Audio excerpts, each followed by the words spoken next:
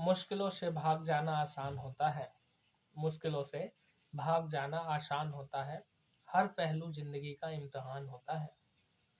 मुश्किलों से भाग जाना आसान होता है, हर पहलू जिंदगी का इम्तिहान होता है। डरने वालों को मिलता नहीं कुछ जिंदगी में, लड़ने वालों के कदमों में जहान होता है। जी हाँ दोस्तों, लड़ने वालों के कदमों में जहान होता है। तो चलिए देर किस बात की, शुरुआत करते हैं आज के अपने इलाहाबाद हाई कोर्ट के प्रैक्टिस सेट की। और जैसे कि आपको ज्ञात है कि 4 और 5 जनवरी को इलाहाबाद हाई कोर्ट का पेपर होने वाला है। तो उसके लिए आप लोगों ने क्या तैयारी की है मुझे नहीं मालूम, लेकिन मैं बस इतना कहूँगा कि जब तक पेपर का दिन आए उससे एक दिन पहले तक प्रैक्टिस ज़रूर करना, प्रैक्टिस सेट निकालते रहना, कहीं भटकने की आपको ज़रूरत नहीं है, यहीं से क्वेश्चन आने वाले हैं। तो जैसे कि आपको ज्ञात है 25 क्वेश्चन आपके जीके जीएस के आएंगे, 25 हिंदी के, 25 मैथ के, 25 हिंदी यानी अंग्रेजी के आएंगे। ठीक है, तो पहला क्वेश्चन जीके का इस प्रकार है और इसमें क्या कहा है, इसमें पूछा है कि निम्नलिखित में से किस कृति पर ज्ञानपीठ पुरस्कार प्रदान किया गया। ठीक है, तो देखिए यदि हम बात करें तो एक पुस्तक है जिसका नाम है चिदम्बरा। ठीक है, ये जो चिदम्बरा पुस्तक है ना, इस पर ज्ञानपीठ पुरस्कार दिया गया। अब आप बता सकते हैं मुझे कि चिदम्बरा किसकी पुस्तक है, इस पर ज्ञानपीठ पुरस्कार कब मिला? चलिए बताइए जल्दी, मैं बताता हूँ नहीं तो फिर आपको। तो भैया ये जो चिदम्बरा पुस्तक है ना, ये पंत जी की है। यदि हम बात करें तो 1969 में चिदम्बरा पर ज्ञानपीठ पुरस्कार दिया गया था पंत जी को, सुमित्रा नंदन पंत को। ठीक है ना, तो इन्हें ज्ञानपीठ पुरस्कार कब दिया गया था? 1969 में। और सुमित्रा नंदन पंत की ये पुस्तक है। वहीं हम बात करें तो एक पुस्तक थी इनकी, मतलब कहानी संग्रह था जिसका नाम था बूढ़ा चांद। इस कविता पर 1960 में जो है साहित्य अकादमी पुरस्कार दिया गया था। तो 1969 पंत जी, यानी क्वेश्चन नंबर पहले का आंसर ऑप्शन नंबर डी आपका राइट आंसर हो जाता है। वहीं हम बात करें क्वेश्चन नंबर 2 की, इसमें कहा है रामचरितमानस की भाषा क्या है। देखिए अगर हम बात करें रामायण की, तो रामायण लिखी थी महर्षि वाल्मीकि ने, जो संस्कृत भाषा में थी। और रामचरितमानस लिखी थी तुलसीदास ने, गोस्वामी तुलसीदास ने। हमसे पूछा यह है कि रामचरितमानस की भाषा क्या है। तो भैया रामचरितमानस की भाषा है अवधी, यानी ऑप्शन नंबर ए आपका राइट आंसर यहाँ पर हो जाएगा। वहीं हम बात करें क्वेश्चन नंबर 3 की, इसमें कहा है कि निम्नलिखित में से कौन सा रासो आलाखंड के नाम से जाना जाता है। तो देखिए रासो आलाखंड की यदि हम बात करें, ये किस नाम से जाना जाता है? जो आला और उदल है उनकी वीरता के किस्से इसमें वर्णित है। क्वेश्चन नंबर 3 की यदि हम बात करें तो परमाल रासो के नाम से जो जाना जाता है वो आलाखंड जाना जाता है। ठीक है ना। पृथ्वीराज रासो की यदि हम बात करें तो पृथ्वीराज चौहान से संबंधित है।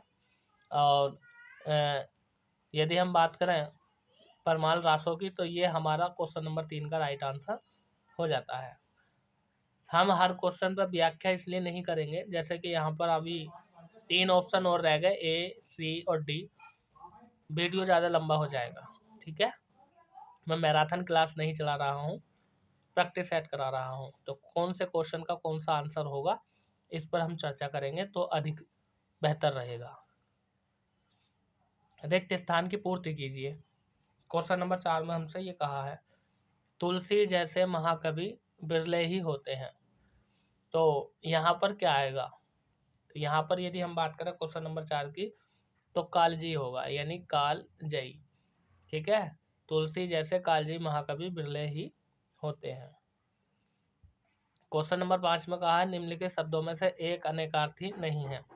हिंदी के क्वेश्चन है भैया, ये मैंने मिस्टेक हो गई, मैंने जीके के बोल दिया था, हिंदी के क्वेश्चन है। ठीक है, तो यहाँ पर कहा निम्नलिखित शब्दों में से एक अनेकार्थी नहीं है। अनेकार्थी का मतलब एक शब्द के अनेक अर्थ होते हैं, लेकिन इनमें से एक नहीं है जो अनेकार्थी नहीं है, उसका केवल अपना एक ही अर्थ होता है।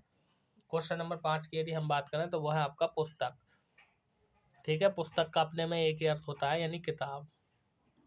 क्वेश्चन नंबर 6 की यदि हम बात करें तो इसमें कहा है कि वह एक सप्ताह बाद आएगा। इस वाक्य में कौन सा शब्द क्रिया का विशेषण है? देखिए क्रिया विशेषण उसे कहते हैं वह शब्द जो क्रिया की विशेषता बताता है, क्रिया विशेषण कहलाता है। और यही हमसे पूछा है क्वेश्चन नंबर 6 में, तो बाद जो है ना, ये क्रिया की विशेषता बता रहा है, यानी वो आएगा, लेकिन कब आएगा? 1 सप्ताह बाद आएगा। और यही आपका क्रिया विशेषण है। क्वेश्चन नंबर 6 का right answer option number C हो जाएगा। क्वेश्चन नंबर 7 में क्या कहा है? 7 में कहा है कि एक रम्य उपवन था, चंदन वन सा सुंदर, इस पंक्ति में कौन सा अलंकार है? यह हमसे पूछा गया है क्वेश्चन नंबर 7 में। तो देखिए, यदि हम बात करें इसकी, तो यहाँ पर उपमा अलंकार आपका हो जाएगा, जो कि राइट आंसर है क्वेश्चन नंबर 7 का। क्वेश्चन नंबर 8, निम्नलिखित में से कौन सा छंद का प्रकार नहीं है? तो देखिए, छंद के प्रकार की यदि हम बात करें, क्वेश्चन नंबर 8 की बात कर रहे हैं यहाँ पर, तो दोहा छंद होता है, सोरठा छंद होता है, चौपाई छंद होता है, लेकिन दृष्टांत जो है ये छंद नहीं होता है। और हमसे यही पूछा है कौन सा प्रकार नहीं है। तो क्वेश्चन नंबर 8 का right answer option number C हो जाएगा। वहीं हम बात करें क्वेश्चन नंबर 9 की, इसमें कहा है कि हिंदी के किस आचार्य ने छल नामक संचारी भाव को प्रचारित किया? जो रस होते हैं ना, तो रस के स्थायी भाव होते हैं और संचारी भाव भी होते हैं। 11 रस है, 33 संचारी भाव है, लेकिन उनमें से एक संचारी भाव है छल। हमसे ये पूछा है कि हिंदी के किस आचार्य ने छल नामक संचारी भाव को प्रचारित किया था? तो भैया वो थे देव। यानी क्वेश्चन नंबर 9 की यदि हम बात करें, तो इसका राइट आंसर हो जाएगा option number C. Next question की तरफ चलते हैं दोस्तों। क्वेश्चन नंबर 10, इसमें हमसे पूछा है कि द्वावपी का संधि विच्छेद होगा। ये जो शब्द दिया है आपका द्वावपी, इसका संधि विच्छेद कौन सा होगा, ये हमसे पूछा है और यही हमें बताना है। तो देखिए, द्वो प्लस अपी, यानी ऑप्शन नंबर बी आपका राइट आंसर यहाँ पर हो जाएगा। क्वेश्चन नंबर 11 में कहा निम्नलिखित वाक्यों में से अपदान परसर्ग से युक्त वाक्य बताओ। मतलब ऐसा कौन सा वाक्य है इन चारों में से जिसमें अपदान कारक है? अपदान परसर्ग का मतलब होता है कारक चिन्ह। क्वेश्चन नंबर 11 में ये हमसे पूछा है। ठीक है, तो देखिए, अपदान की यदि हम बात करें, तो ये कह दिया है राम ने अपने पुत्र से नाता तोड़ लिया। यानी जब अलगाव की स्थिति होती है, ठीक है ना, जब एक वस्तु दूसरी वस्तु से या एक व्यक्ति दूसरे व्यक्ति से अलग हो जाता है, तो अलगाव की स्थिति होती है, उसी को हम अपदान कारक बोलते हैं। यानी से जो है ना, ये अलग कर दिया है, ये संप्रदान कारक का चिन्ह हो गया। वहीं हम बात करें क्वेश्चन नंबर 12, इसमें कहा है कि तन शब्द का स्त्रीलिंग निर्धारित कीजिए। ये जो तन है, इसका हमें स्त्रीलिंग शब्द बताना है, कौन सा होगा? तो ये जो तन है ना, अच्छा लिंग पूछा, लिंग तन जो है हमेशा पुल्लिंग में आता है, तो इसका option number A right answer हो जाएगा। तन जो है पुल्लिंग शब्द है। क्वेश्चन नंबर आगे क्या कहा है? ये कह रखा है कि निर्देश दिए हैं नीचे दिए गए गद्यांश के बाद 5 प्रश्न, यानी 13 से लेकर के 17 तक दिए गए हैं। इस गद्यांश को ध्यानपूर्वक पढ़ें और 4 विकल्पों में से प्रत्येक प्रश्न का सबसे उचित उत्तर दें। देखिए, गद्यांश पढ़ते हैं भाई। क्या कहा है यहाँ पर? प्रेम भाषा शब्द रहित है। प्रेम की भाषा शब्द रहित है। नेत्रों की, कपालों की, मस्तक की भाषा भी शब्द रहित है। जीवन का तत्व भी शब्द से परे है। सच्चा आचरण प्रभावशील, अचल स्थिति संयुक्त आचरण न तो साहित्य के लंबे व्याख्यानों से गाढ़ा जा सकता है, या न वे वेद की श्रुतियों के मीठे उपदेश से, या न अंजलि से, या न कुरान से, या न धर्माचार्यों से, या न केवल सत्संग से। जीवन के अरण्य में घुसे हुए पुरुष के हृदय पर प्रकृति और मनुष्य के जीवन के मौन व्याख्यानों के यत्न से सुनार के छोटे हथौड़े की मंद मंद चोटों की तरह आचरण का रूप प्रत्यक्ष होता है। ठीक है, तो आपने पढ़ लिया गद्यांश। अब यहाँ पर क्या कहा है क्वेश्चन नंबर 13 में देख लीजिए। गद्यांश का उपयुक्त शीर्षक होगा, यानी गद्यांश में किस विषय पर बल दिया गया है? सच्चा आचरण। ठीक है, सच्चा आचरण पर बल दिया गया है, इसलिए क्वेश्चन नंबर 13 में हमसे गद्यांश का उपयुक्त शीर्षक पूछा था, तो ऑप्शन नंबर सी आपका इसका राइट आंसर हो जाएगा, जो गद्यांश का शीर्षक है। भाई हम बात करें क्वेश्चन नंबर 14 की, तो इसमें कहा है गद्यांश में किसकी महिमा का वर्णन है। तो अभी हमने पढ़ा ना क्वेश्चन नंबर 14 की, यदि हम बात करें तो आचरण के बारे में बता दिया था, तो आपका option number A right answer यहाँ पर हो जाएगा, आचरण। क्योंकि देखो दोबारा पढ़ लो, यहाँ पर देखो कितना कहा, सच्चा आचरण, ये कहा नहीं।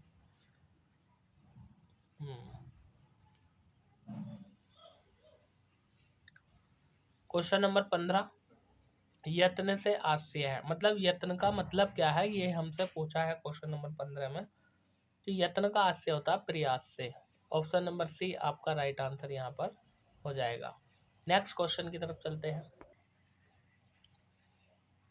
क्वेश्चन नंबर 16 में कहा है कि अण्य का शाब्दिक अर्थ क्या होता है। तो अण्य के शाब्दिक अर्थ की यदि हम बात करें तो इसका होता है जंगल, या हम कह सकते हैं जो जंगल है, वन है, उसका पर्यायवाची है अण्य। प्रेम की भाषा है, कैसी है प्रेम की भाषा, तो प्रेम की भाषा आपकी है शब्द रहित। कितना कर्रा यानी कठिन क्वेश्चन दिया है, सहरे उसमें रखे हैं ये गद्यांश में, वहीं से दिया उठा करके कि प्रेम की भाषा जो है शब्द रहित है, यानी शब्दों से हम प्रेम को बयां नहीं कर सकते। आप हमें कितना प्रेम करते हैं, हम आपको कितना प्रेम करते हैं, हम सिर्फ कह सकते हैं कि मैं तुझे बहुत बहुत बहुत प्यार करता हूँ, ए फगुनिया तू हमारा जान है रे जान। लेकिन दूसरे को कैसे समझाएं, है कि नहीं है। क्वेश्चन नंबर 18 में कहा निम्नलिखित में से कौन सा निजवाचक सर्वनाम है। निजवाचक सर्वनाम की यदि हम बात करें तो वह शब्द जो अपनेपन को दर्शाता है, स्वयं के लिए दर्शाता है, खुद के लिए दर्शाता है, वो ही निजवाचक कहलाता। तो तोर यानी तेरा, काकर तुमने यानी तही, ये आपका ऑप्शन नंबर सी जो है राइट आंसर हो जाएगा कि जो तही शब्द है ये निजवाचक सर्वनाम है। भाई हम बात करें question number next question number 19 की, तो इसमें कहा है कि सही विकल्प का चयन करें जो वाक्यांश के लिए एक शब्द है, आदि से अंत तक। ठीक है, यानी आदि का मतलब जो अनादिकाल से चला आ रहा है, और अंत का मतलब जो अनादिकाल तक यानी अंत तक चलेगा, उसके लिए हम क्या कहेंगे। तो आदि से अंत तक, इसको बोलते हैं हम अधोपांत। ऑप्शन नंबर बी आपका राइट आंसर यहाँ पर हो जाएगा क्वेश्चन नंबर 19 का। भाई हम बात करें क्वेश्चन नंबर 20 की, तो इसमें कहा है अंतरतले शब्द का शुद्ध वर्तनी है। ये जो शब्द दिया अंतरतले, इसका शुद्ध वर्तनी जो है ये मतलब गलत लिखा हुआ, सही रूप से कैसे लिखा जाएगा ये हमसे पूछा है। तो अंतरतलीय होता है, यानी ऑप्शन नंबर बी जो है ये आपका राइट आंसर यहाँ पर हो जाएगा। वहीं हम बात करें क्वेश्चन नंबर 21 की, तो इसमें हमसे पूछा है कि सूक्ष्म का विलोम बताओ। सूक्ष्म मतलब होता है छोटा, बहुत छोटा।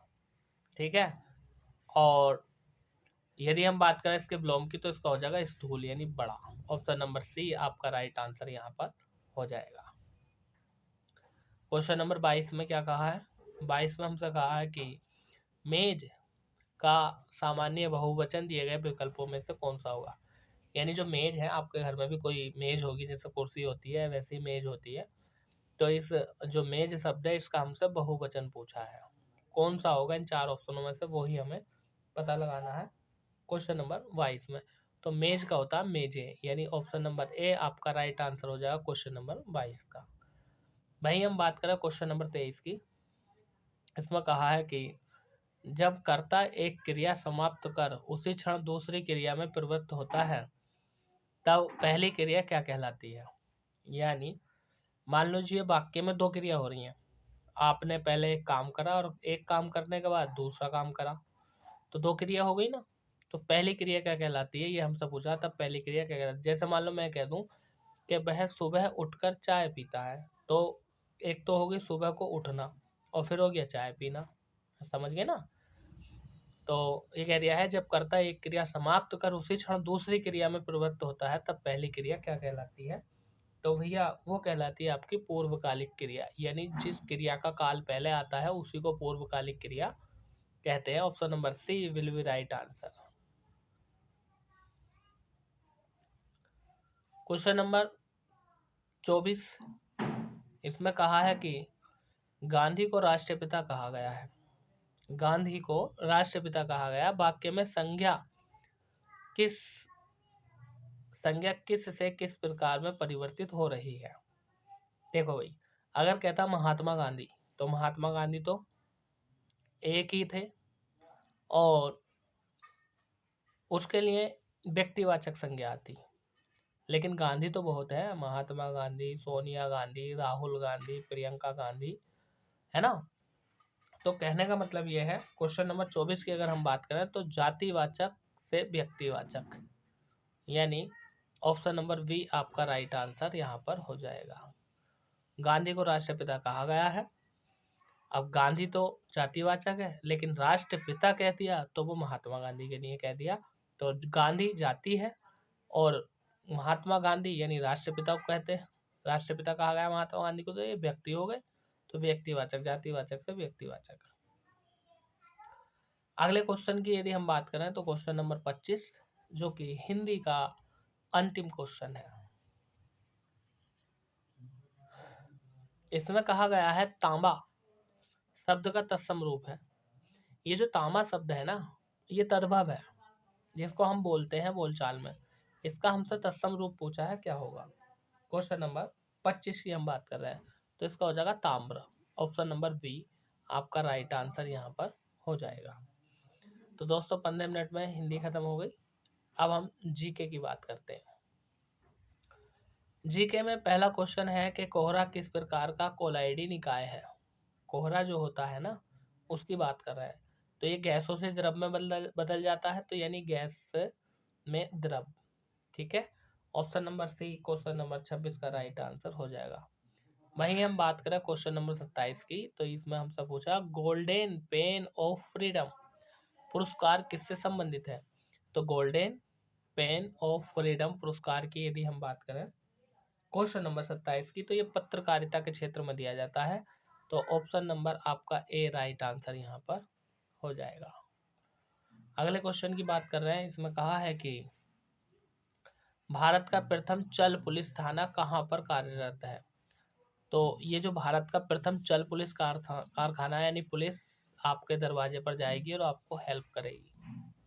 क्वेश्चन नंबर 28 की बात कर रहे हैं हम, तो इसका राइट आंसर हो जाएगा ऑप्शन नंबर ए, यानी पंजाब के होशियारपुर में खोला गया पहला चल पुलिस कारखाना, थाना। आगे हम बात कर रहे हैं क्वेश्चन नंबर 29 की। इसमें कहा है कि निम्न में से कौन सा ज्ञान के सिद्धांत पर बल देता है? तो ज्ञान के सिद्धांत पर बल देने की यदि हम बात करें तो वो आपका देता है उपनिषद। ऑप्शन नंबर डी आपका राइट आंसर यहाँ पर हो जाएगा, क्वेश्चन नंबर 29 का डी। वहीं हम बात करें नेक्स्ट क्वेश्चन की, जो कि क्वेश्चन नंबर 30 है।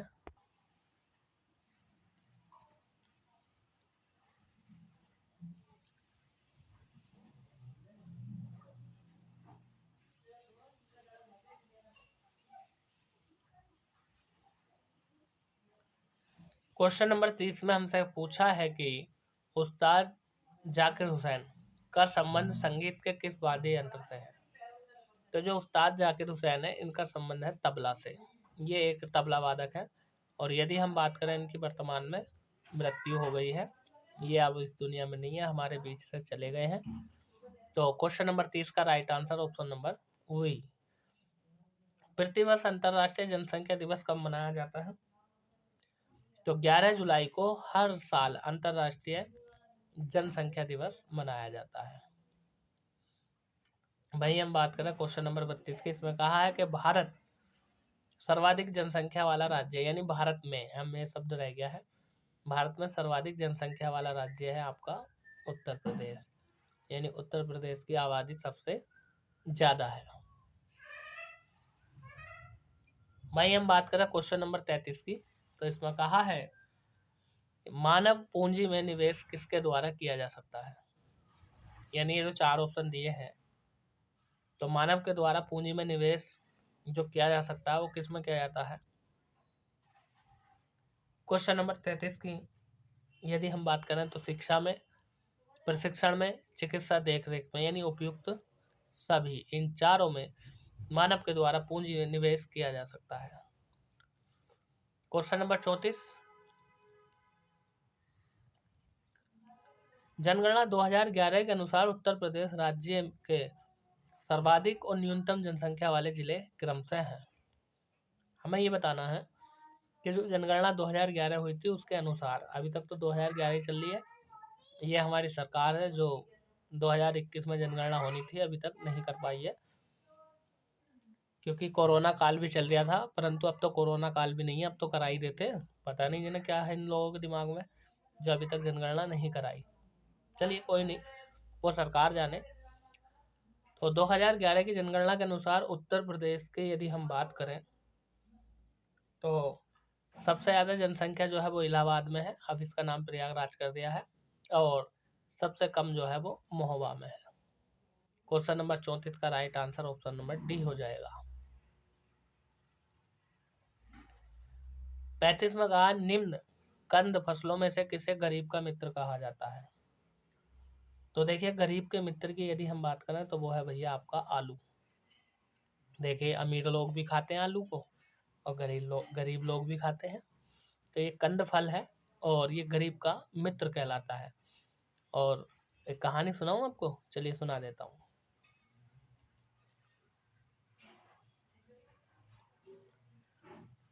तो भाई साहब बात ऐसी है, बस आपको हंसी के लिए सुना रहा हूँ मैं, बाकी इस कहानी का कोई मतलब है नहीं, ठीक है। एक बार ऐसा था कि आलू ने भिंडी से दोस्ती कर ली, मतलब भिंडी गर्लफ्रेंड बन गई आलू की। लेकिन कुछ कठिनाई ऐसी आई कि भिंडी ने आलू का दिल तोड़ दिया, आलू का साथ छोड़ दिया भिंडी ने। आलू बहुत रोया, गिड़गिड़ाया, बोले मेरा साथ मत छोड़, मेरे साथ बेवफाई मत कर। भिंडी नहीं मानी, क्योंकि वो पतली है, स्लेम है, चिकनी है, नहीं उसे भी घमंड था अपनी सुंदरता पर। आलू को गुस्सा हो गया, आलू ने इतनी सारी गर्लफ्रेंड बनाई, इतनी सारी लड़कियां पटाई कि तब से जो है ना भिंडी अकेली रह गई। अब देखो, आलू ने कितनी सारी सब्जियां गर्लफ्रेंड बनाई, कितनी सब्जियों में आलू डलता, आलू गोभी, आलू मटर, आलू टमाटर, आलू बैंगन, है ना, है कि नहीं है। भिंडी अकेली, आज भी तुम भिंडी को बनाओगे तो अकेली बनाओगे, अलग ही बनाओगे भिंडी को, और आलू तो किसी के साथ बना दो। क्वेश्चन नंबर 36, पैरालंपिक में 2 पदक जीतने वाली प्रथम भारतीय महिला कौन बनी? तो पैरालंपिक में 2 पदक जीतने वाली प्रथम भारतीय महिला की यदि हम बात करें तो बनी आपकी Avani Lekhara. Option number C आपका राइट आंसर है। अच्छा, अवनी लेखरा का संबंध किस खेल से है बताओ जरा?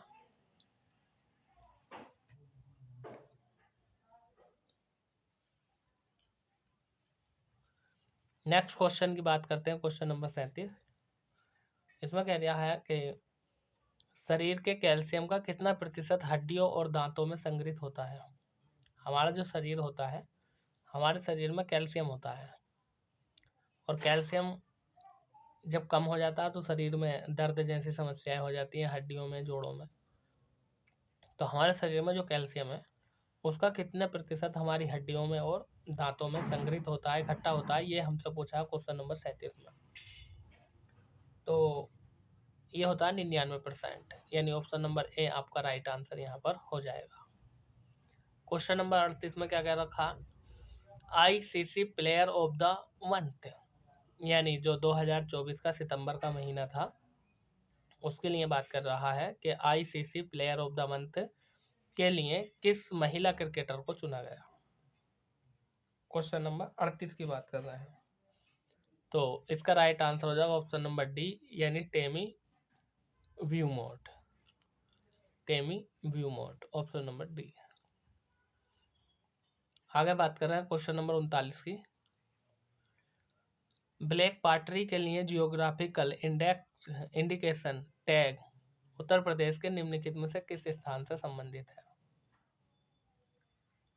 तो निजामाबाद, यानी जो ब्लैक पार्टरी है इसके लिए जियोग्राफिकल इंडेक्स टैग दिया गया है तो उत्तर प्रदेश के निजामाबाद। देखिए नजीमाबाद है ऑप्शन नंबर ए में, अब थोड़ा सा अंतर है, वो नजीमाबाद है, ये निजामाबाद है। ऑप्शन नंबर सी आपका राइट आंसर यहाँ पर हो जाएगा।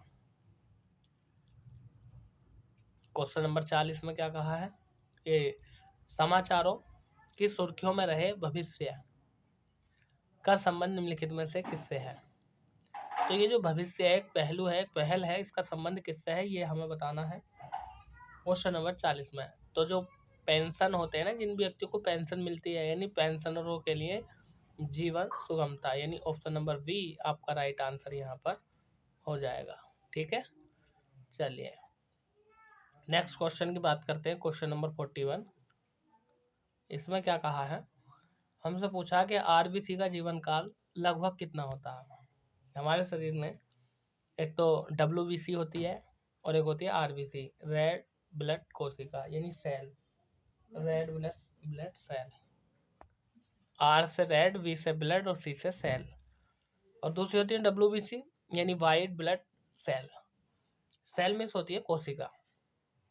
तो क्वेश्चन नंबर 41 की यदि हम बात करें तो इनका जो जीवन काल होता है लगभग 120 दिन होता है, यानी ऑप्शन नंबर बी आपका राइट आंसर यहाँ पर हो जाएगा। चलिए नेक्स्ट क्वेश्चन की तरफ पढ़ते हैं।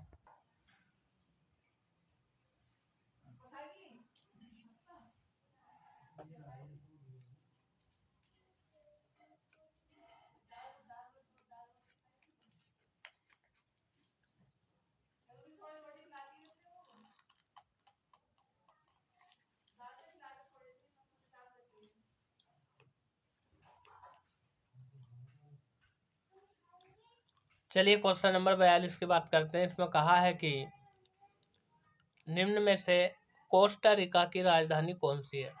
कोस्टा रिका अपने में एक देश है, इसकी राजधानी की यदि हम बात करते हैं तो कैसे पता करेंगे। हमें पता है बीजिंग किसकी राजधानी है, चीन की। दिल्ली किसकी राजधानी है, भारत की। ढाका किसकी है, बांग्लादेश की। ये बचा भाई साहब, आंख मीच कर लगा दो, यही इसका राइट आंसर है। ठीक है, चलिए आगे हम बात कर रहे हैं सेवा क्षेत्र का दूसरा नाम क्या है। तो सेवा क्षेत्र के दूसरे नाम की यदि हम बात करें तो वो है आपका तृतीय क्षेत्र, यानी ऑप्शन नंबर ए आपका राइट आंसर यहाँ पर हो जाएगा। वहीं हम बात करें क्वेश्चन नंबर 44 की, तो इसमें कहा है कि भारत के संविधान में इनमें से क्या राज्य सूची में सम्मिलित नहीं है। देखिए भारतीय संविधान की यदि मैं बात करूं तो उसमें 12 अनुसूचियां हैं और 12 अनुसूचियों में से अनुसूची नंबर 7 उसके 3 भाग हैं, संघ सूची, राज्य सूची, समवर्ती सूची। जिन विषयों पर केंद्र सरकार कानून बनाएगी वो संघ सूची के विषय हैं, और यदि हम बात करें जिन विषय पर राज्य सरकार कानून बनाएगी वो राज्य सूची के विषय हैं। जिन विषयों पर दोनों सरकारें, केंद्र सरकार राज्य सरकार मिलकर कानून बनाएंगी समवर्ती सूची में आ जाते हैं। लेकिन हमसे पूछा है भारत के संविधान में इनमें से क्या है जो राज्य सूची में सम्मिलित नहीं है, तो वह है दंड प्रक्रिया संहिता, यानी ऑप्शन नंबर सी। यानी कोई व्यक्ति है, कोई अपराधी है, उसके लिए क्या दंड होना चाहिए, क्या सजा होनी चाहिए, ये प्रक्रिया का विधान जो है ये आपका राज्य सूची में शामिल नहीं है। इसको या तो संसद बनाएगी या समवर्ती संघ सूची बनाएगी। ठीक है, नेक्स्ट क्वेश्चन नंबर 45, जरा ध्यान से देखिए इसमें क्या कहा है, बहुत इजी क्वेश्चन है।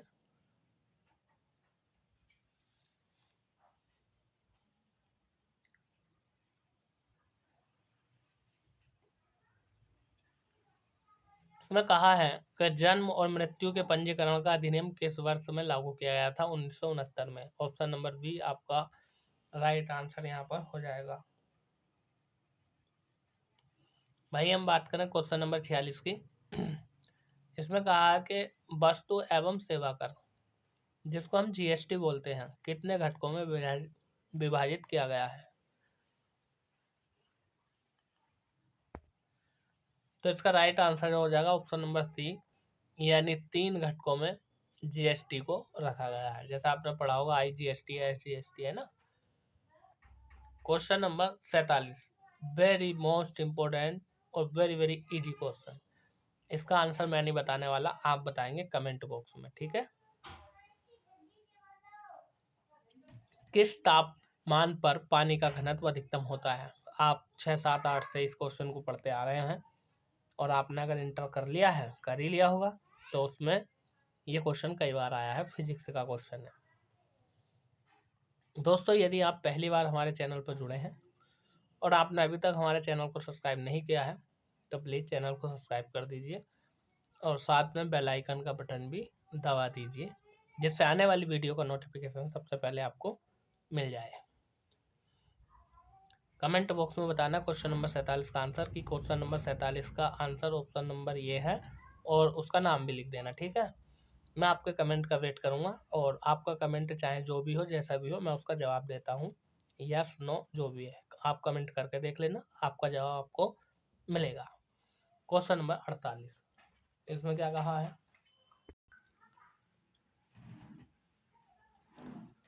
क्वेश्चन नंबर 48 में हमसे पूछा है कि दवा तैयार करने के लिए किस श्रेणी में पानी का उपयोग किया जाएगा। तो भैया वो श्रेणी आपकी 5वीं, यानी चौथे क्रम में हम दवा में पानी मिलाएंगे, ठीक है। ऑप्शन नंबर डी आपका राइट आंसर यहाँ पर हो जाएगा।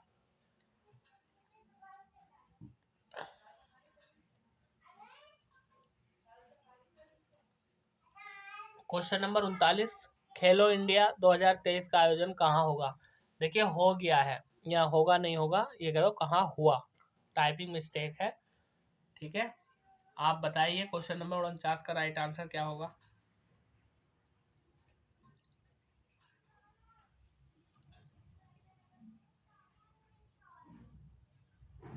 49 का राइट आंसर होगा आपका ऑप्शन नंबर बी, यानी तेलंगाना में खेलो इंडिया 2023 का आयोजन किया गया था। आगे बात कर रहे हैं क्वेश्चन नंबर 50 की। यहाँ पर हमसे कहा है निम्नलिखित में से कौन कृत्रिम परिस्थितिकी तंत्र है, ठीक है। तो कृत्रिम परिस्थितिकी तंत्र की यदि हम बात करें तो वो हो जाएगा आपका धान का खेत, यानी ऑप्शन नंबर ए आपका राइट आंसर यहाँ पर हो जाएगा। जबकि बी और डी प्राकृतिक है, ये भी प्राकृतिक है, लेकिन ये कृत्रिम है, क्योंकि धान को हम कभी भी बो सकते हैं और काट सकते हैं। जो चीज़ हम करता हमारे द्वारा होती है वो कृत्रिम होती है, ठीक है। चलिए, इसके बाद यदि हम बात करें तो अगले जो क्वेश्चन है हमारे मैथ के क्वेश्चन है। क्वेश्चन नंबर 51 से 75 तक मैथ है, यानी गणित है।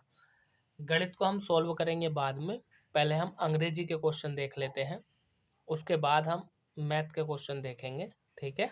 चलिए, तो अंग्रेजी की तरफ चलते हैं, जो कि भाग नंबर 4 अंग्रेजी का है।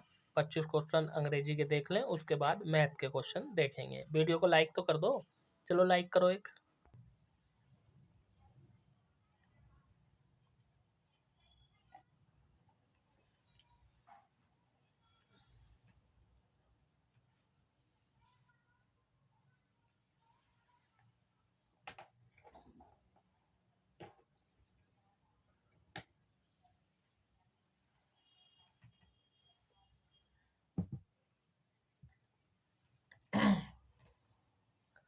तो दोस्तों, जैसे कि आप अपनी स्क्रीन पर देख पा रहे होंगे, अंग्रेजी का पहला क्वेश्चन जो कि क्वेश्चन नंबर 76 से है, इसमें कहा है कि what is the subject of the following sentence, यानी निम्नलिखित वाक्य का विषय क्या है, ठीक है। सेंटेंस में वाक्य होता है, सब्जेक्ट में विषय होता है। The whole of India mourned the death of Rajiv Gandhi, यानी द होल ऑफ यानी पूरा, इंडिया माने भारत, राजीव गांधी की मृत्यु पर शोक में डूब गया था, ठीक है। तो इसमें हमसे सब्जेक्ट पूछा है क्या है। तो क्वेश्चन नंबर 76 की यदि हम बात करें तो इसका जो विषय है वो है आपका इंडिया, यानी भारत, ठीक है ना। यानी शोक में कौन डूब गया था? भारत डूब गया था, और यही हमसे पूछा है कि विषय बताओ क्या है। तो क्वेश्चन नंबर 76 की यदि मैं बात करूं तो ऑप्शन नंबर डी आपका राइट आंसर यहाँ पर हो जाएगा। वही हम बात करें क्वेश्चन नंबर 77 की, इसमें कहा है कि what type of the sentence, what क्या, टाइप माने प्रकार है, ऑफ सेंटेंस माने वाक्य का, इज द फॉलोइंग, ठीक है, यानी निम्नलिखित वाक्य किस प्रकार का है, ये हमें बताना है। जैसे यहाँ पर दिया है कि did the teacher punish you. Did means क्या, द टीचर माने अध्यापक, पनिश यानी सजा देंगे, यू माने तुम्हें। ठीक है, क्या अध्यापक ने तुम्हें दंड दिया। तो इसकी यदि हम बात करें क्वेश्चन नंबर 77 की, तो देखिए हमें यहाँ वैसे ही पता लग रहा है कि यहाँ पर प्रश्नवाचक चिन्ह लगा हुआ है, और प्रश्नवाचक चिन्ह ही बता देता है कि ये वाक्य कैसा है, इंट्रोगेटिव है, यानी प्रश्नवाचक वाक्य है। इंट्रोगेटिव का मतलब होता है प्रश्नवाचक वाक्य। ऑप्शन नंबर ए आपका राइट आंसर हो जाएगा। जिस वाक्य में प्रश्न किया या पूछा जाता है वह प्रश्नवाचक वाक्य होता है। 78 में क्या कहा है कि which of the following sentence is positive. ठीक है ना, यानी ऑप्टेटिव।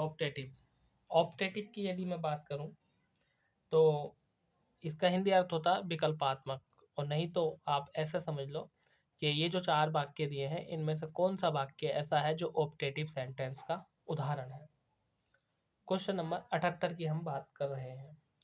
तो ये जो दिया है ना आपका, जिसमें एक्सक्लेमेटरी चिन्ह लगा होता है, यानी ये है एक्सक्लेमेटरी चिन्ह, वो आपका ऑप्टेटिव वाक्य होता है, विस्मयादि बोधक वाक्य होता है। तो क्वेश्चन नंबर 78 में ए में दिया है लॉन्ग लिव द किंग। ठीक है, राजा की जय हो, यह राजा अधिक समय तक जिए।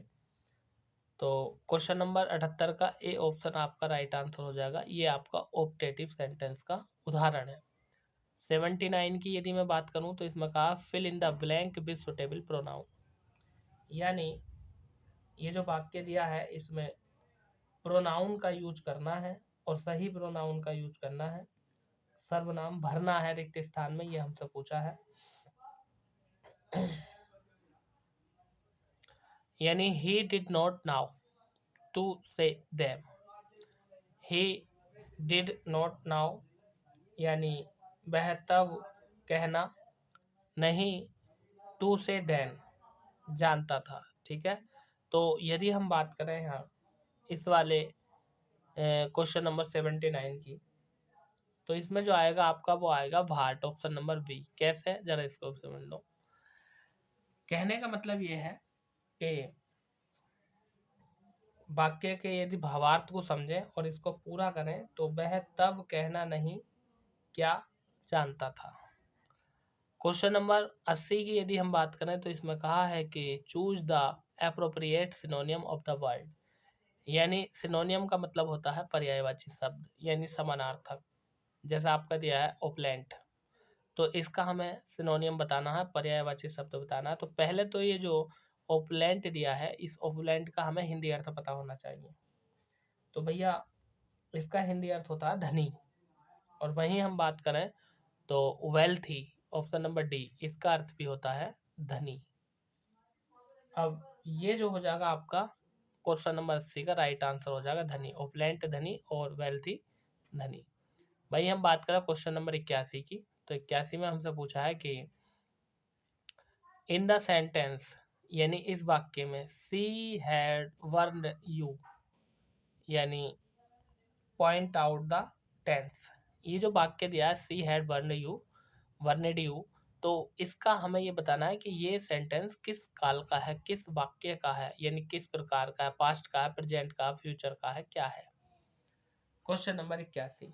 ठीक है, यानी उसने तुम्हें चेतावनी दी थी, सी उसने, हैड दी थी, वर्नेड माने चेतावनी, यू माने तुम्हें, उसने तुम्हें चेतावनी दी थी। तो देखिए यदि हम बात करें क्वेश्चन नंबर 81 की, तो इसका राइट आंसर हो जाएगा आपका ऑप्शन नंबर डी, यानी पास्ट परफेक्ट टेंस। कैसे, हम जानते हैं कि हैड का जो प्रयोग किया जाता है ना, हेल्पिंग वर्ब हैड, इसका पास्ट टेंस में किया जाता है, तो यहीं से पता चल गया है कि ये पास्ट इंडेफिनिट का वाक्य है।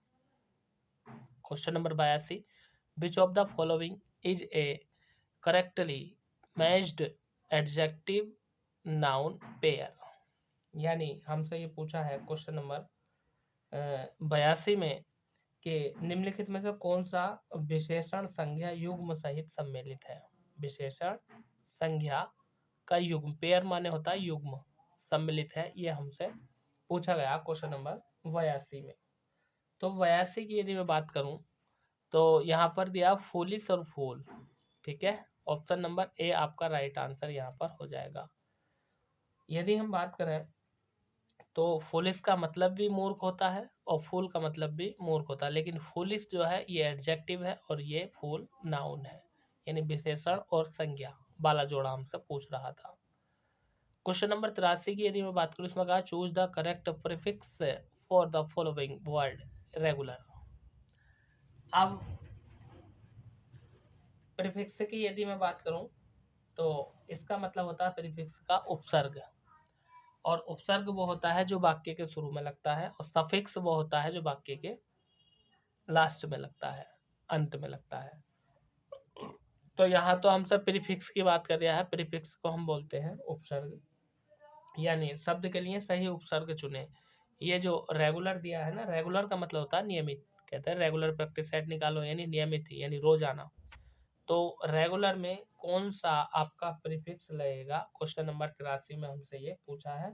तो ऑप्शन नंबर सी यानी IR, और इसी से बन जा रेगुलर से regularly. Option number C question number 83 का राइट आंसर हो जाएगा। वही हम बात करें क्वेश्चन नंबर 84 की, इसमें कहा है the field of study connect यानी concerned with the construction of thought process including remembering, problem solve and decision making is called। ठीक है, चलिए इसका पहले हिंदी भावार्थ निकालते हैं। यानी कहने का मतलब ये है द कंस्ट्रक्शन यानी स्मरण, थॉट प्रोग्रेस इंक्लूडिंग रिमेम्बरिंग यानी समस्या समाधान और निर्णय, साहित्य विचार और प्रक्रिया से संबंधित अध्ययन के क्षेत्र को क्या कहते हैं। मतलब हमसे ये पूछा है कि स्मरण हो, समस्या हो और उसका समाधान हो, निर्णय हो, लेने के सहित जो विचार किए जाते हैं उसके निर्णय के अध्ययन को हम क्या कहते हैं, ये क्या कहा जाता है। क्वेश्चन नंबर 84 में हमसे ये पूछा है। ठीक है, तो इसको कहा जाता है आपका संज्ञानात्मक विकास। और संज्ञानात्मक विकास की यदि हम बात करें तो ऑप्शन नंबर डी ए दे रखा, ठीक है ना, cognitive development. Option number D आपका यहाँ पर राइट आंसर हो जाएगा। ठीक है, आगे बात कर रहे हैं क्वेश्चन नंबर 85 की। 85 में कहा है कि choose the word similar in the meaning motive.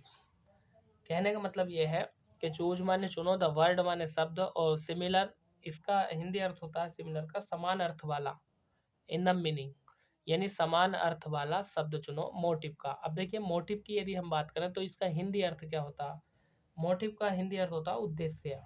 कहते ना मोटिवेट करो यानी उद्देश्य बताओ, तो मोटिव का अर्थ होता है उद्देश्य। और वैसा ही ऐसा कौन सा शब्द है इनमें से जिसका अर्थ उद्देश्य होता है, तो मोटिव का जो सिमिलरी वर्ड होगा वो होगा आपका ऑप्शन नंबर ए यानी यानी इंटनेशन। ऑप्शन नंबर ए इंटनेशन, इसका अर्थ भी आपका मोटिव ही होता है, या हम इरादा भी बोल सकते हैं। ठीक है, आगे हम बात कर रहे हैं क्वेश्चन नंबर 86 की। इसमें कहा है 86 में कि which method is known as natural method. कहने का तात्पर्य यह है कि यानी किस विधि को प्राकृतिक विधि के रूप में जाना जाता है, ये हमसे पूछ रहा है। यानी method is known as natural method, यानी ऐसी कौन सी विधि है जिसे कि प्राकृतिक विधि के रूप में जाना जाता है। क्वेश्चन नंबर 86 की यदि हम बात करें तो वो होती है आपकी प्रत्यक्ष विधि। और प्रत्यक्ष विधि की यदि हम बात करें तो डायरेक्ट है। देखिए डायरेक्ट माने प्रत्यक्ष होता है और इनडायरेक्ट माने अप्रत्यक्ष होता है, तो डायरेक्ट मेथड है। ऑप्शन नंबर ए आपका विल बी राइट आंसर। ठीक है, क्वेश्चन नंबर 86 का ए आंसर हो जाएगा। आगे चलते हैं दोस्तों, क्वेश्चन नंबर 87 में हमसे पूछा है कि choose the correct figure of speech in the following sentence. ठीक है ना, देखिए फिगर ऑफ स्पीच की यदि हम बात करें तो यहाँ पर बात की जाती है जैसे हिंदी में होता अलंकार। तो जो वाक्य दिया है इसमें अलंकार चुनना है हमें, कौन सा होगा, क्या कर रहा है ये। I like honest what they don't like me. ठीक है, आई लाइक मुझे पसंद है, ऑनियंस यानी प्याज, बट लेकिन दे डोंट लाइक मी वे मुझे पसंद नहीं करते। ठीक है ना, यानी मुझे प्याज पसंद है लेकिन उन्हें मैं पसंद नहीं हूँ। तो यहाँ पर यदि हम बात करें क्वेश्चन नंबर 87 की, तो इसका राइट आंसर हो जाएगा आपका ऑप्शन नंबर डी। ठीक है, पसंद और नापसंद की बात यहाँ पर चल रही है। ठीक है ना, पर्सोनिफिकेशन आपका जो है ये फिगर ऑफ स्पीच हो जाएगी क्वेश्चन नंबर 87 में। आगे चलते हैं क्वेश्चन नंबर 88 की तरफ। इसमें कहा है which of the following sentence in the passive voice, निम्नलिखित में से कौन सा वाक्य जो है वो पैसिव वॉइस में है, ये हमें बताना है। तो क्वेश्चन नंबर 88 की यदि हम बात करें तो इसमें देखिए आपका वाई जो लगता है ना वो बाद में लगता है, जैसे why me, why you, why her, why them. तो यहाँ पर दिख रहा है ये वाई, इसी से पता चल जाएगा। और यदि हम बात करें तो हैव बीन का यूज आपका पैसिव वॉइस में ही किया जाता है। ऑप्शन नंबर डी आपका राइट आंसर यहाँ पर हो जाएगा।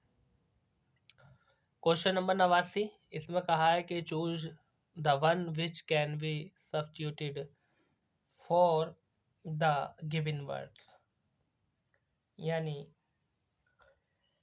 वह विकल्प चुने जो प्रतिस्थापित किया जा सके। प्रतिस्थापित का मतलब होता है एक तरह से बदलना। जैसे यहाँ पर क्या है क्या, ए फॉल्स आइडिया और इमेज इज नाउन एज। ठीक है, इसके हिंदी अर्थ की यदि हम बात करें तो ए फॉल्स आइडिया यानी एक गलत विचार या एक छवि को कहा जाता है। ए फॉल्स एक गलत, आइडिया माने विचार, और इमेज माने छवि, इज माने है नाउन एज। इसको क्या कहा जाता है? क्वेश्चन नंबर 89 की बात कर रहे हैं तो इसको कहा जाता है इल्यूशन। ऑप्शन नंबर वी आपका राइट आंसर हो जाएगा। और इल्यूशन की यदि हम बात करें तो इसका हिंदी अर्थ होता है भ्रम, भ्रम, भ्रम। आगे हम बात कर रहे हैं क्वेश्चन नंबर 90 यानी 90। इसमें क्या कहा है? इसमें कह रखा हमसे कि चूज द प्लूरल फॉर्म, यानी बहुवचन बताओ किसका? डायनेमो का। ये जो डायनेमो है इसका हमसे बहुवचन पूछा है। ठीक है, यानी डायनेमो का बहुवचन रूप क्या होगा? तो डायनेमो के बहुवचन रूप की यदि हम बात करें तो वो हो जाएगा आपका ऑप्शन नंबर ए, यानी डायनोमेस। एस लग जाएगा इसमें, एस, तो ये हो जाएगा आपका बहुवचन। प्लूरल का मतलब होता है बहुवचन, सिंगुलर का मतलब होता है एक वचन। क्वेश्चन नंबर 91, इसमें कहा कि which of the following is a misspelt word, यानी निम्नलिखित में से कौन सा शब्द अशुद्ध है? मिसस्पेल्ट वर्ड का मतलब होता है अशुद्ध। अब कौन सा अशुद्ध है ये हमें पता लगाना है। क्वेश्चन नंबर 91 की बात कर रहे हैं तो ऑप्शन नंबर बी जो है ना, इंसेंस, ये आपका मिसस्पेल्ट है। ये बर्तनी की दृष्टि से गलत है, स्पेलिंग गलत है इसमें। इसका हिंदी अर्थ आपका पागल होता है, जो कि स्पेलिंग गलत दी है। आगे बात कर रहे हैं क्वेश्चन नंबर 92 की। इसमें कहा है कि fill in the blank with an appropriate choice, यानी रिक्त स्थान का उचित विकल्प के साथ चयन करें। If you make a promise you must be sun to it. If माने यदि, यू माने तुम, मेक ए प्रॉमिस एक वादा करते हो, यू मस्ट बी सन, यानी यदि आप एक वादा करते हैं, कोई वादा करते हैं तो आपको उसे निभाना भी चाहिए। अब यदि हम बात करें तो इसको पूरा करने के लिए जो ऑप्शन आएगा आपका वो आएगा ऑप्शन नंबर बी, यानी कीप। ठीक है ना, सन टू कीप इट, उसे निभाना चाहिए, यानी बनाए रखें। कीप का मतलब होता है रखना या रखें। आगे बात कर रहे हैं क्वेश्चन नंबर 93 की। इसमें कहा है कि choose the correct part of speech of the underline word. ठीक है, यानी जो रेखांकित है, अंडरलाइन वर्ड है, उसमें पार्ट्स ऑफ स्पीच की बात कर दिया है। यानी it is a unique book, it माने यह है, इज माने है, ए माने एक, यूनिक माने यूनिक बुक, यानी यूनिक माने होता है अनोखा या अनोखी, यह एक अनोखी किताब है।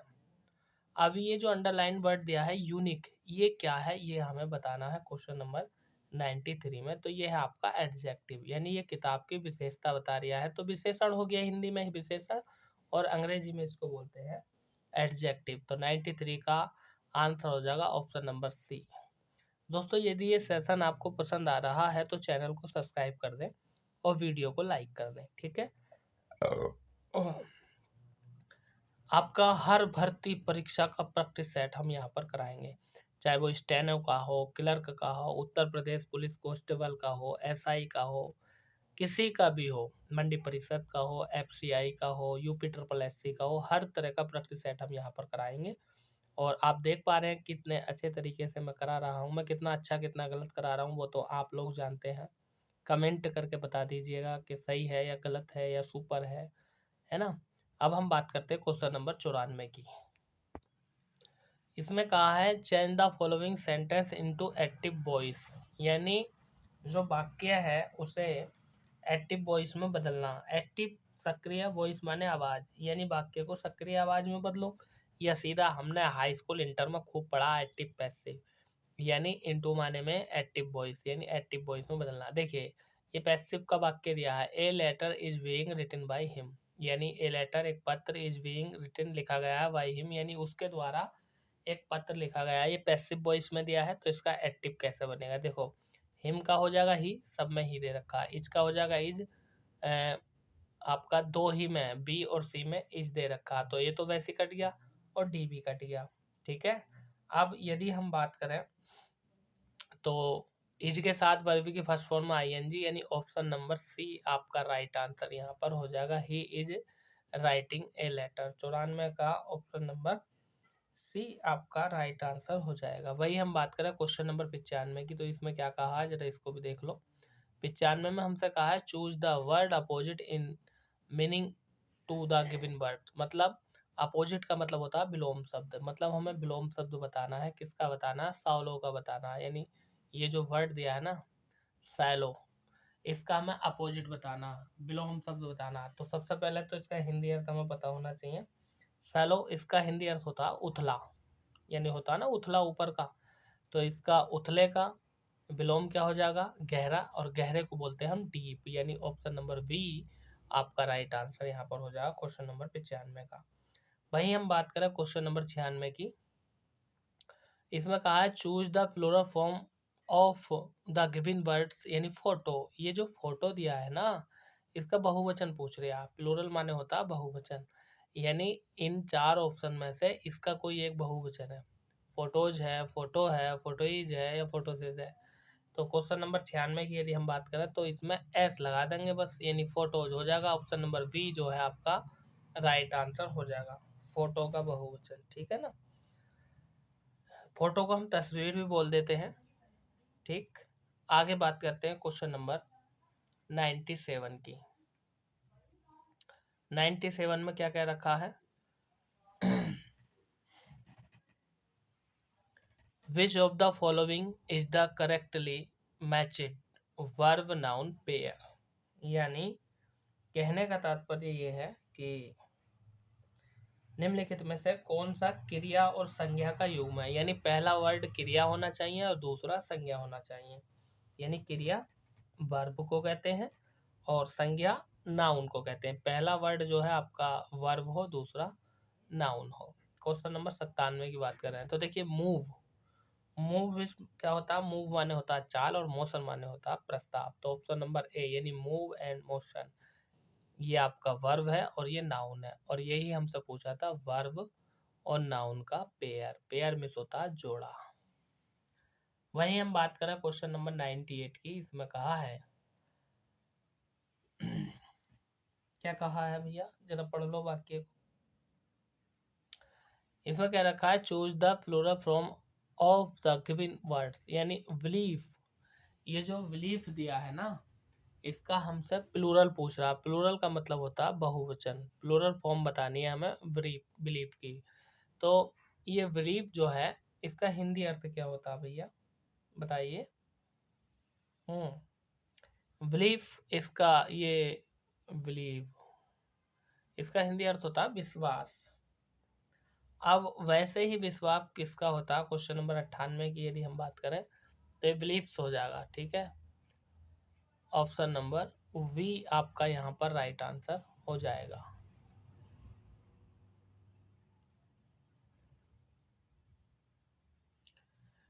क्वेश्चन नंबर 99, इसमें कहा है कि operation black board is for.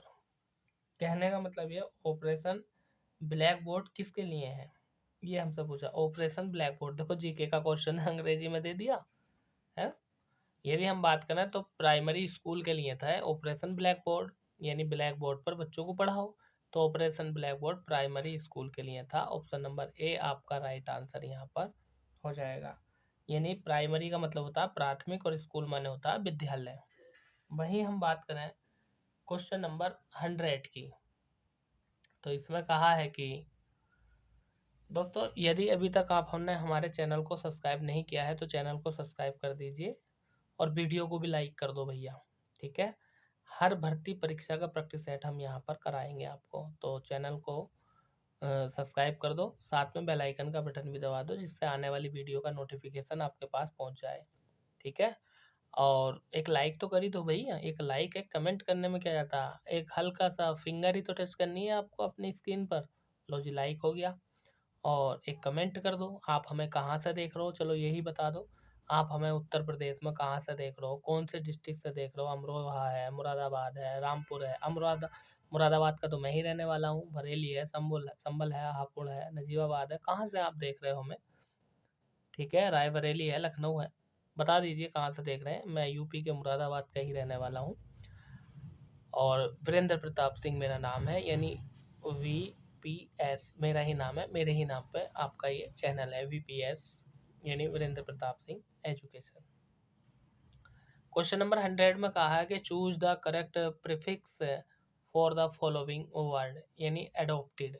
ये जो एडोप्टेड दिया है, एडोप्टेड का मतलब होता है किसी को अपनाना, यानी अपनाया हुआ, या यूँ कहते हैं किसी को गोद लेना, ठीक है ना।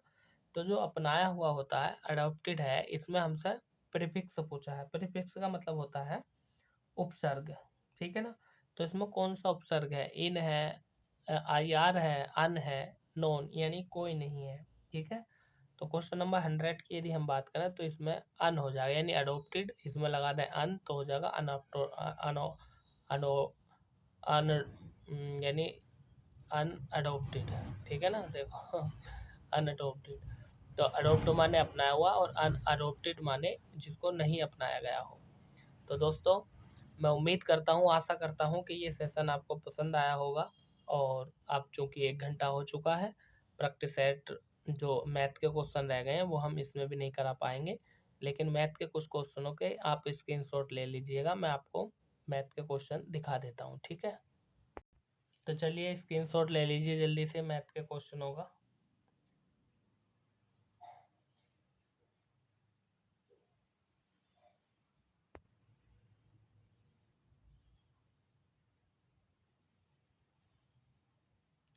वीडियो को लाइक जरूर कर दो भैया, एक लाइक करने में क्या जाता है आपका, साथ में शेयर भी कर देना, ठीक है। कहते हैं ना कर भला तो हो भला, अगर आप किसी का भला करेंगे तो आपका भी भला ऊपर वाला निश्चित ही करेगा। आपका एक वीडियो शेयर करने से दूसरे का भला हो जाएगा और आपके साथ में हमारा भला हो जाएगा। कैसे कि आपके और भाई बंधु भी देखेंगे तो वो हो सकता है वो भी चैनल को सब्सक्राइब कर लें। मुझे ज़रूरत है इस समय अधिक से अधिक सब्सक्राइबर की, तो भैया हेल्प मी, मेरी हेल्प करो कि ज़्यादा से ज़्यादा चैनल को लोग सब्सक्राइब करें, वीडियो को लाइक करें, ठीक है।